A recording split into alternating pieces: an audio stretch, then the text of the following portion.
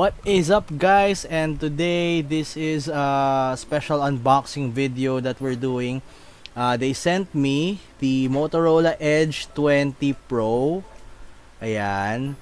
And i-unbox muna natin. I'll do a special, not really a special, pero I'm going to do a first impressions post after this. And let's see, kasi medyo maganda yung hype dito sa phone na to. I've heard nothing but good stuff about this one. So medyo excited akong buksan to. So let's do this now. So ito yung box ngayon, medyo hirap lang siyang kunan kasi medyo embossed yung ano. Pero Motorola logo, Edge 20 Pro, as you can see here. Tingnan natin. It's a 5G phone, so kung yung internet nyo is 5G, like yung sa Converge, or paglalabas kayo tapos magko-connect kayo sa 5G area like sa BGC using Smart or Globe, then this is going to really amp up, lalakas yung ano, bibilis yung ano talaga, yung performance ng phone. This is also ready for, ayan, 5G compatible siya. So side, let's look at the side. So logo lang ng Motorola. It's really refreshing also na makakita ka ng Motorola na logo, and you know, ang tagal na nung last akong nakahawak ng Motorola. College pa yata ako nun.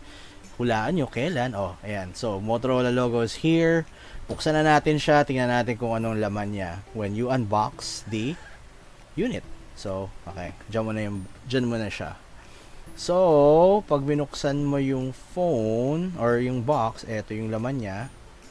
Naka-seal pa siya kanina, pero when it comes out, it ships out with its own jelly case already. Mamaya na natin intrigahin yung phone. Tingnan mo natin yung laman, what's inside the box. Let's see. So, okay.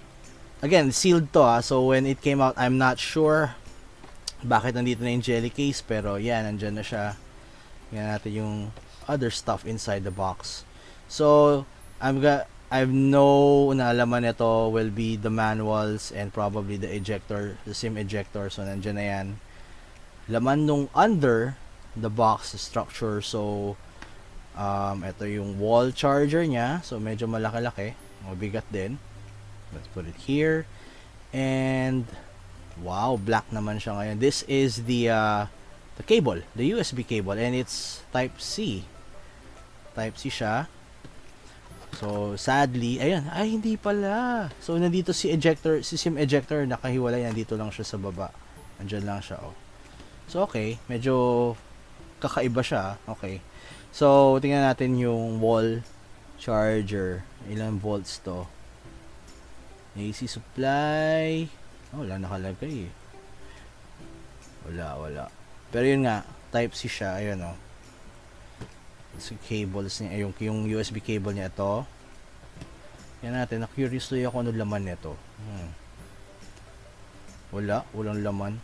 Okay. Anyway. So, ito na si phone. So, a little bit of ano lang.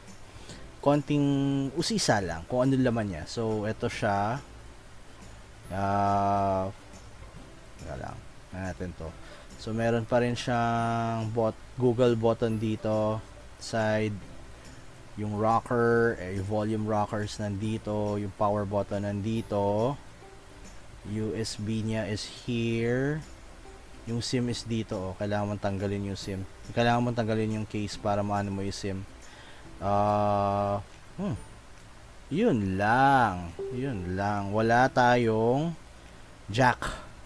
So mas magaan siya, pero wala siya ng headphone jack. So kasi parang yeah, I see the point din naman. Kung magpa 5G phone ka, tapos gusto mo maging lighter siya, tulad ng mga leading brands ngayon for 5G, talagang tatanggalin mo. So magbo-Bluetooth connection ka. Buti na lang, marami rin akong Bluetooth ano. So ayun, tapos camera wise, you have 1, 2, 3 cameras here. Ayun oh, 3. And ayun, ang ganda nung ano niya oh. If you can see, ang nakalagay dito, and there's my reflection. It says that this is a 108 megapixel main camera. So it's a bang for buck. I mean, yeah. Yung ngayon 64 yung gamit ko ngayon, yung may daily driver ko is 64 megapixels or 60 megapixels. This one is 108 MP. So imagine mo kung gaano ka crisp and clear yung mga videos na makukunan mo dito. And the screen's not bad also. It's really good. Medyo mabigat siya. Mas magaan pala siya. So, ayun nga.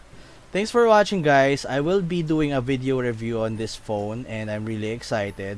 Ngayon kasi 108 MP, 'di ba? Parang ang dami mong magagawa doon. I do hope na makakapag-subscribe kayo, like this video and share this kung medyo naaliw din kayo sa content. And sana ma-share natin para sumikat tayo para makapagbigay din ako ng cellphone sa inyo. Sana. So anyway guys, thank you for watching. I hope to see you soon and please like, subscribe and hit the bell icon for notifications. Have a great day and stay safe everybody. Bye bye.